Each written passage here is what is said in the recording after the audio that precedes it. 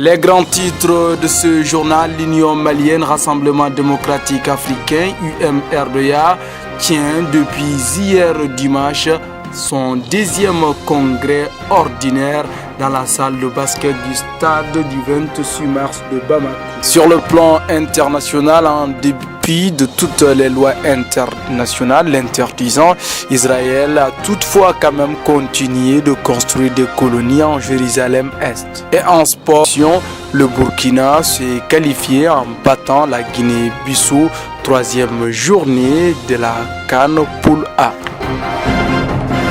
Mesdames, Messieurs, merci de nous regarder où que vous soyez dans le monde. Nous vous souhaitons la bienvenue dans ce journal. L'Union malienne, Rassemblement démocratique africain, UMRDA, a tenu hier et aujourd'hui son 10e congrès ordinaire au stade du 26 mars, précisément dans le stade de basket de ce stade qui se trouve à Yirimadio. Était sur place pour la télévision en noir Moussassou Maman Meika.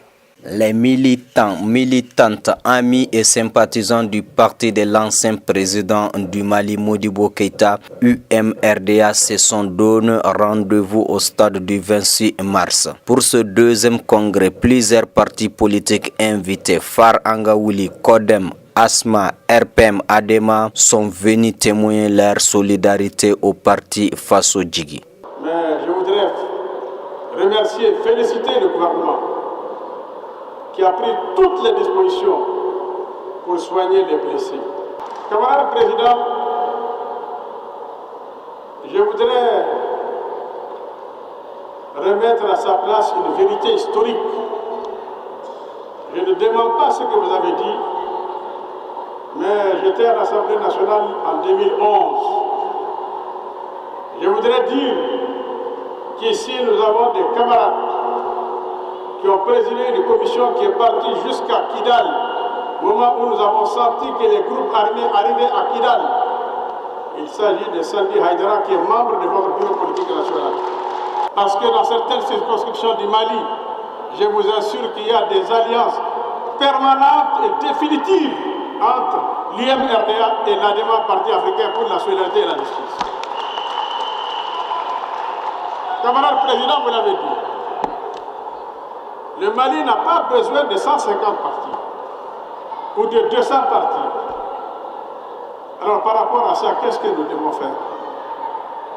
Qu'est-ce que nous devons faire? Nous sommes quand même des progressistes.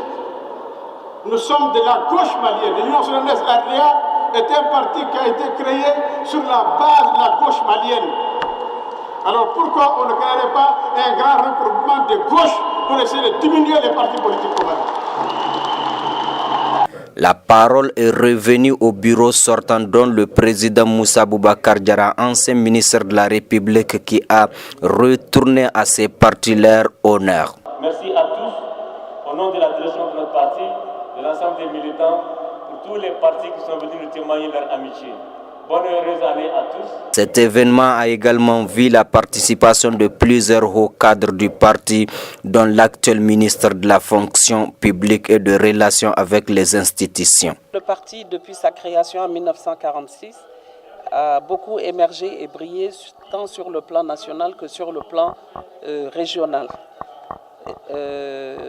L'USRDA, à l'époque, vous savez que notre père Mamadou Konaté faisait partie de l'un des plus grands fondateurs, ce qui est notre fierté. Et le parti a évolué jusqu'au coup d'État, et après l'avènement de la démocratie, tout naturellement, le parti a repris ses activités. C'est ce lundi que l'ancien bureau doit remettre sa démission et les congressistes éliront un nouveau bureau. Sur le plan africain, les soldats de la MISEGA, mission de la CEDEAO en Gambie, sont entrés dans la capitale de ce pays, Banjul, depuis hier. Leur principale mission est de sécuriser les lieux en attendant l'arrivée du président Adama Barrow qui est toujours à Dakar. Plus d'éclaircissements avec Khalif Ahmed Konati. Après le départ de l'ancien président Yahya Jammeh contraint d'aller en exil en Guinée équatoriale, des soldats ouest-africains sous le commandement du général François Ndiaye sont entrés en Banjul. Cette mission de 7000 hommes doit contrôler les points stratégiques en vue de sécuriser les populations et faciliter la prise de fonction du président élu Adama Barrow, apprend-on de l'organisation sous-régionale. Adama Barrow, qui est à Dakar, a confirmé par voie de presse qu'il retournera en Gambie une fois que la communauté économique des États de l'Afrique de l'Ouest lui donne le feu vert. Au Moyen-Orient, contre toutes les lois interdisant à l'État hébreu de poursuivre la colonisation en Cisjordanie, la mairie de la ville de Jérusalem-Est vient d'octroyer à plus de 256 colons le droit de continuer à coloniser ces terres. Abdraman Baba Koueti.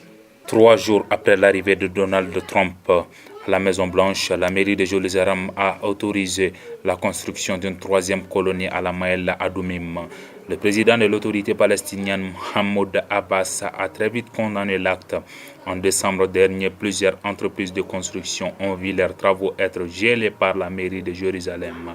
À la demande du gouvernement de Benetton, en attendant de voir ce que le nouveau président américain dira sur la question, le milliardaire a soutenu être favorable à la colonisation.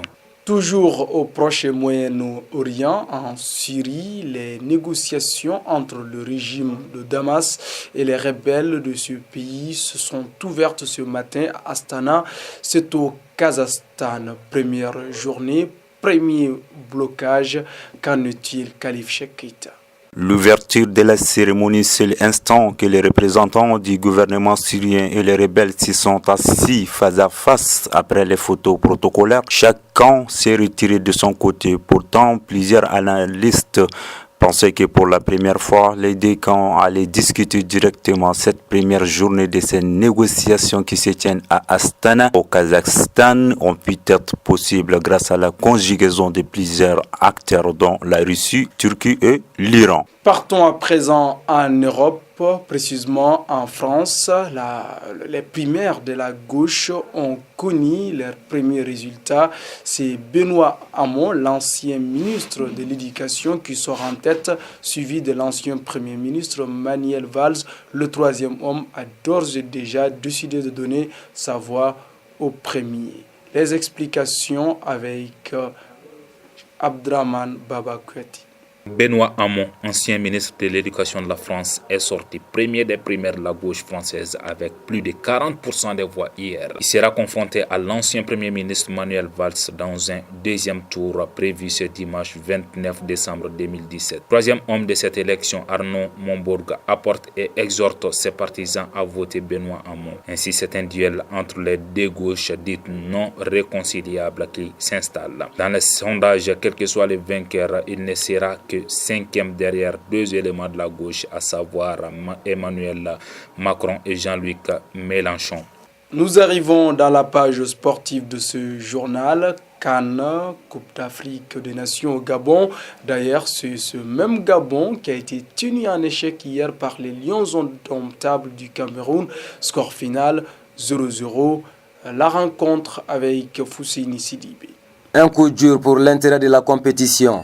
Le Gabon, pays hôte, a été sorti dès le premier tour de sa Coupe d'Afrique des Nations. Comme la Tunisie en 1994, le pays organisateur n'ira pas en quart de finale. Dès la 3e minute de jeu, les Gabonais sont passés à l'attaque. Aubameyang a glissé à côté des filets vides, une remise au millimètre de Denis Bouanga. 2 minutes plus tard, Bouanga a ajusté dans la foulée un tir dans les airs après avoir mis dans le vent la défense camerounaise. La furia gabonaise n'a duré que 10 minutes, le temps que le Cameroun reprenne la gestion du jeu, tandis que les Panthères montraient très vite leurs limites, en vain malgré un tir sur le poteau dans les arrêts de jeu. L'ère des adieux avait déjà sonné pour les Panthères. Ils sont tenus en échec par les Lions indomptables, 0 but partout.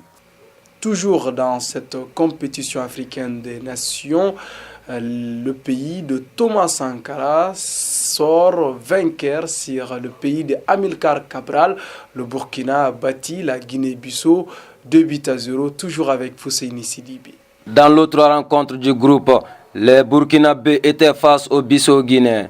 Dès la 12e minute de jeu, sur un centre d'Alain Traoré, le défenseur bissau-guinéen Ridinson Silva dévie le ballon de la tête vers son gardien Mendes qui avait déserté sa cage. Le retour extrémiste de Dabo n'y changeait rien. Le ballon avait franchi la ligne. Les Durtis mettaient la main sur le match en se procurant 6 corners contre aucun du côté burkinabé. Au retour des vestiaires, l'expérience, les hommes de Paulo Duarte en ont idéalement profité en doublant la mise par Bertrand Traoré d'une frappe croisée ras de terre à la 58e minute. Score final 2-0 pour le Burkina. Les étalons atteignent ces stades de compétition pour la 3e fois de leur histoire, 1998, 2013 et 2017. Voilà le Burkina qui se qualifie et qui rejoint en quart de finale le Cameroun, le Sénégal et le Ghana qui avaient battu le Mali 1-0. Mesdames et messieurs, c'est ainsi que se referme ce journal. Le rendez-vous c'est demain. Prenez soin de vous. Au revoir.